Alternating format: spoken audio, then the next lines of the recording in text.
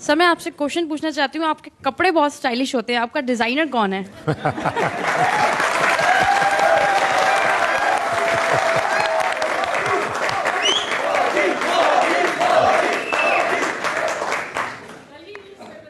देखिए, ऐसा है कि मैं अब इस ऐसी जगह पे पहुंचा हूं तो भांति भांति की बातें होती हैं, लेकिन मैं रियलिटी बताऊं। मैं बहुत छोटी आयु में घर छोड़ दिया तो एक छोटे से झोले में ही मेरा सामान रहता था। मैं करीब 40-45 साल से परिव्राजक के नाते घूम रहा हूं और करीब 40 साल मैंने भिक्षा मांग करके खाया है। मैं लोगों के घर में भिक्षा मांग करके खाता था। अब मेरा सामान कम रहे और कपड़े खुद धोता था, तो कपड़े धोने में ज़्यादा तकलीफ नहीं हो, तो मैंने क्या किया, मेरा एक कुर्ता था लंबी स्लीव वाला, तो मुझे लगा कि ये जगह ज़्यादा लेता है, धोने में मेरा टाइम जाता है और बैग में, तो मैंने खुद ने काट दिया और उसमें से मेरा हाफ स्लीव बन गया। और ये कई 25-30 साल से मैं ऐसे ही कपड़े पहनता हूँ।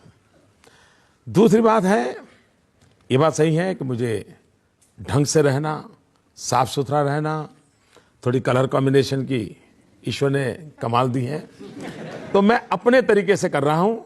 लेकिन चूंकि परमात्मा ने मुझे कुछ दिया है, हर चीज में मैं ठीक फिट बैठ जाता हूँ।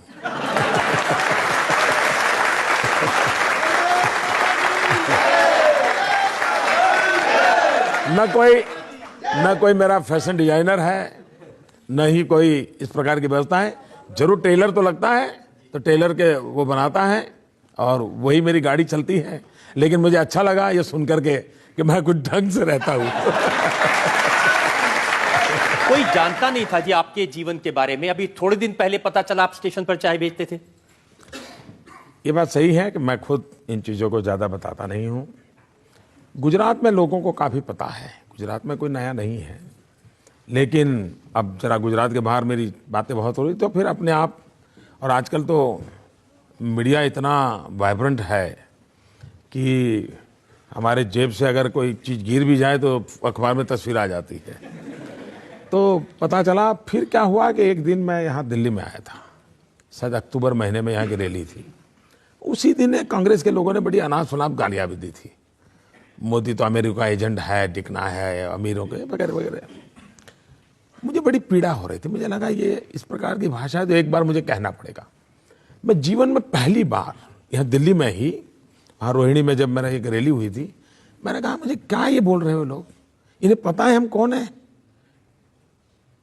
मैंने कहा मैं बचपन में रेल के डिब्बे में चाय बेच करके बड़ा हुआ हूँ और आप मुझ पर ऐसे इल्जाम लगाते हो। उसमें से एक बात निकल पड़ी। बाकी तो अब बहुत सी बातें होती है, हर चीजें कहाँ बताने जाएंगे। अब जैसे मैं बता देता हूँ, बचपन में आप इतने शरारती थे कि तालाब में से मगरमच्छ का बच्चा उठा के घर ले आए।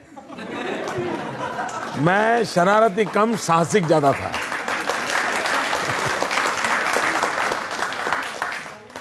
हमारी बात सही है कि थोड़ा मेरे गांव में बहुत बड़ा तालाब है और मुझे तैरने का, पानी में रहने का और कपड़े धोने जाता था तो काफ़ी कुछ।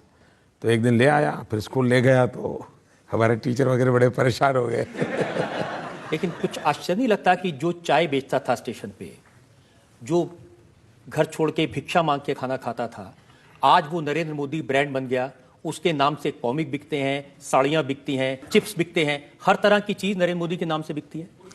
आश्चर्य तो है, मुझे जरूर आश्चर्य है, आपकी बात से मैं सहमत हूँ। क्योंकि मेरा जो बैकग्राउंड है ना, आज भी मेरा परिवार, आप जब आश्चर्य होगा, मैं एक देश के समृद्ध राज्य का मुख्यमंत्री हूँ, लेकिन मेरी माँ आज भी 8 बाय 8 के कमरे में रहती है। इसलिए मेरे लिए तो आश्चर्य है ही। मेरा कोई बैकग्राउंड नहीं है, मेरे जीवन में कैसे आया मुझे बड़ा अजूबा लग रहा है कि ये कहाँ से हुआ है, कैसे हुआ है, पता नहीं। जनता की क्या इच्छा है, यहाँ नियति क्या